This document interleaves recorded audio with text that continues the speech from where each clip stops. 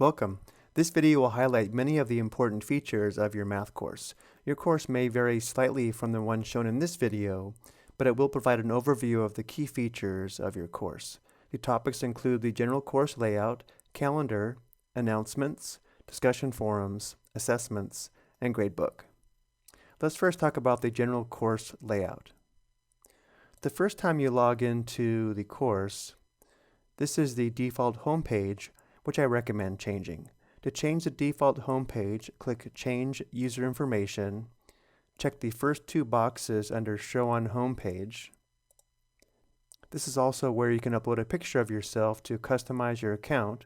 Scroll down and click Update Information. This new home page makes it much easier to view your new messages as well as the new forum posts. To enter the course, click the link on the left.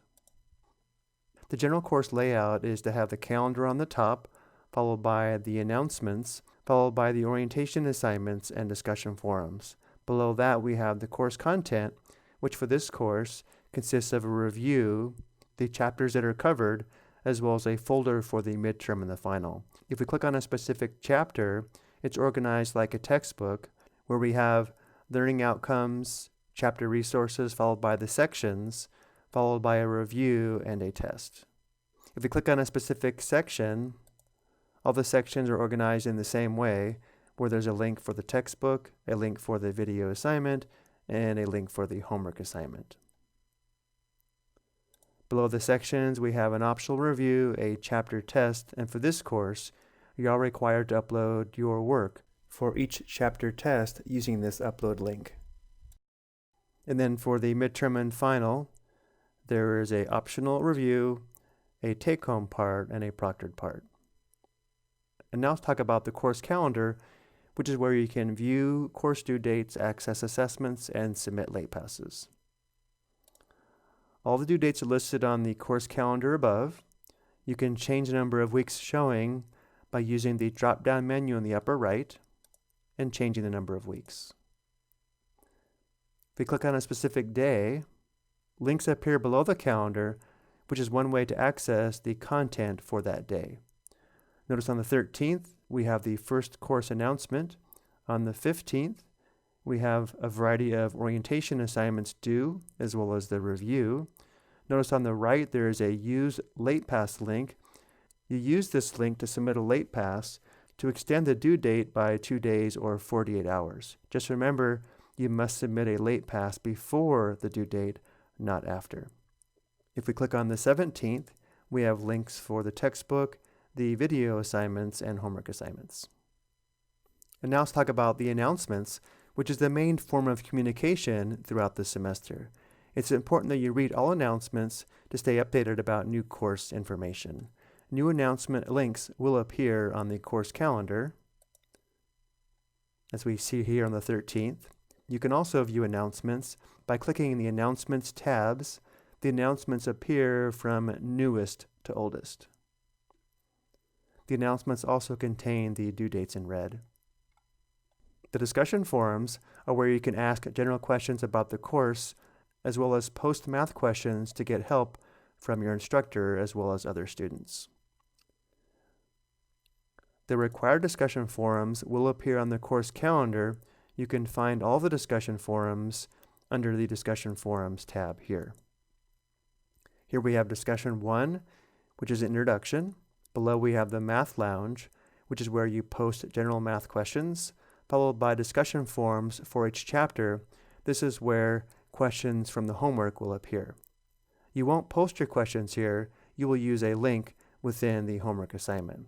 But this is where you can go to help other students. And now let's talk about the course assessments, which consists of video lessons or video assignments, homework assignments, reviews, as well as tests. Because the reviews are optional for this course, the reviews will not appear on the course calendar.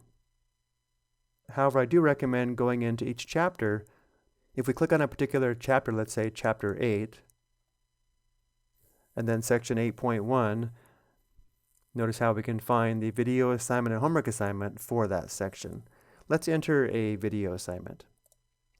The video assignments consist of a series of videos that teach the concepts for that particular section. Click Start Assessment. To go to the first question, you can use the drop-down menu here and select question 1, or just press the right arrow. To get credit for the video questions, simply watch the video, click the box below the video, and click Submit. To watch the video, simply press play. If you want, you can watch the video in full screen by clicking the lower right-hand corner of the video, which is here. Just so you know, I do get a timestamp on the video to show how much of the video you actually watched. Again, after watching the video, click the box verifying you've watched the video, then click Submit. Let's take a look at a homework assignment. We will go back out and let's click Assignment 8.1. Click Start, read the directions, and go to question number 1. I want to bring your attention to the upper right-hand corner. This shows us the question is worth 10 points. 2 tries on this question remain, and you can try a similar question 99 more times. Also notice how below the question there is question help.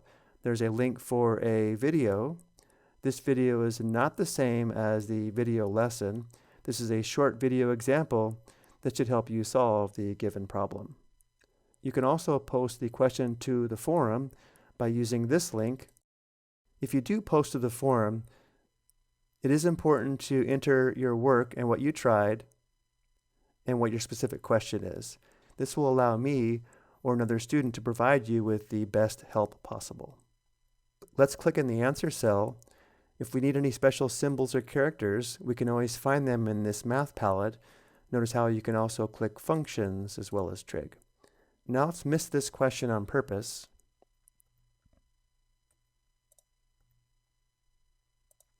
Click Submit.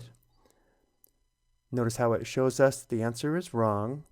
If you look in the upper right-hand corner, we still have 1 try on this question. We can try this question a second time by entering a different answer. Let's miss it again.